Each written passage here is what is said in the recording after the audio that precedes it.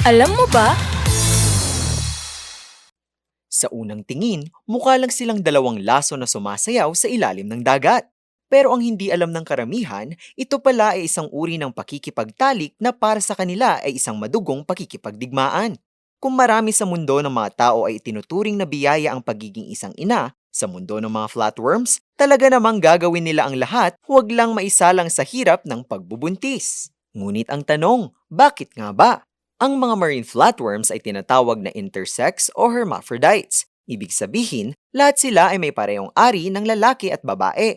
Pero dahil masakit at grabing ubusan ng enerhiya ang magbuntis at magluwal ng itlog, walang sino man sa kanilang dalawa ang gustong maging ina.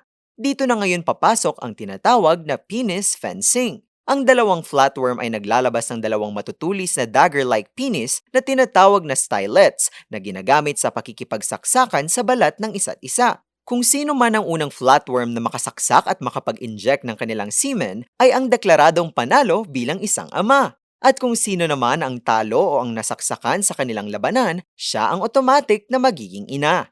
Ang prosesong ito sa agham ay tinatawag na hypodermic insemination na kung sino man ang natalo ay pipiliting i-absorb ang semen, gamutin ang sariling mga sugat, at tanggapin ang buong hirap at pagkaubos ng enerhiya sa pagbubuntis at pagluluwal ng kanilang mga itlog. Ngunit sa kabuuan, kakaiba man ang kanilang paraan, isa itong patunay na bawat nilalang ay may sariling estratehiya upang matiyak ang pagpapatuloy ng kanilang lahi.